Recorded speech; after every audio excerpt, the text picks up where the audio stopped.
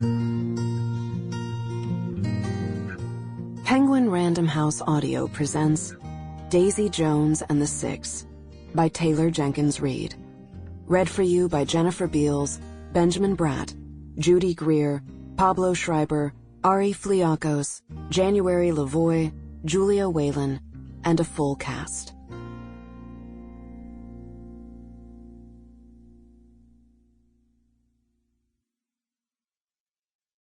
Author's Note. This book is an attempt to piece together a clear portrait of how the renowned 1970s rock band Daisy Jones and the Six rose to fame, as well as what led to their abrupt and infamous split while on tour in Chicago on July 12, 1979. Over the course of the last 8 years, I have conducted individual interviews of current and former members of the band, as well as family, friends, and industry elite who surrounded them at the time. The following oral history is compiled and edited from those conversations, as well as relevant emails, transcripts, and lyrics. The complete lyrics to their album Aurora can be found at the back of the book. While I have aimed for a comprehensive approach, I must acknowledge that this proved impossible. Some potential interviewees were difficult to track down, some were more forthcoming than others, and some, unfortunately, have passed on. This book serves as the first and only time members of the band have commented on their history together. However, it should also be noted that, on matters both big and small, sometimes accounts of the same event differ. The truth often lies, unclaimed, in the middle.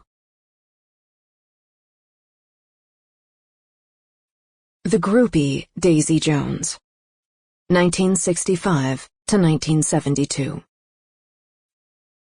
Daisy Jones was born in 1951 and grew up in the Hollywood Hills of Los Angeles, California.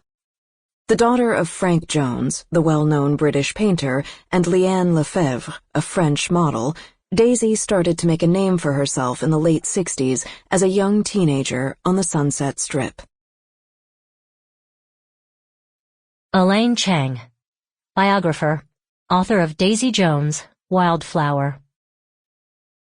Here is what is so captivating about Daisy Jones, even before she was Daisy Jones. You've got a rich white girl growing up in L.A. She's gorgeous, even as a child. She has these stunning big blue eyes, dark cobalt blue. One of my favorite anecdotes about her is that in the 80s, a colored contact company actually created a shade called Daisy Blue. She's got copper red hair that is thick and wavy and takes up so much space. And then her cheekbones almost seem swollen. That's how defined they are. And she's got an incredible voice that she doesn't cultivate, never takes a lesson. She's born with all the money in the world, access to whatever she wants, artists, drugs, clubs, anything and everything at her disposal. But she has no one. No siblings, no extended family in Los Angeles. 2 parents who are so into their own world that they are all but indifferent to her existence. Although they never shy away from making her pose for their artist friends. That's why there are so many paintings and photos of Daisy as a child. The artists that came into that home saw Daisy Jones, saw how gorgeous she was, and wanted to capture her. It's telling that there is no Frank Jones piece of Daisy. Her father is too busy with his male nudes to pay much attention to his daughter. And in general, Daisy spends her childhood rather alone. But she's actually a very gregarious, outgoing kid. Daisy would often ask to get her hair cut just because she loved her hairdresser. She would ask neighbors if she could walk their dogs. There was even a family joke about the time Daisy tried to bake a birthday cake for the mailman. So, this is a girl that desperately wants to connect. But there's no one in her life who is truly interested in who she is, especially not her parents. And it really breaks her.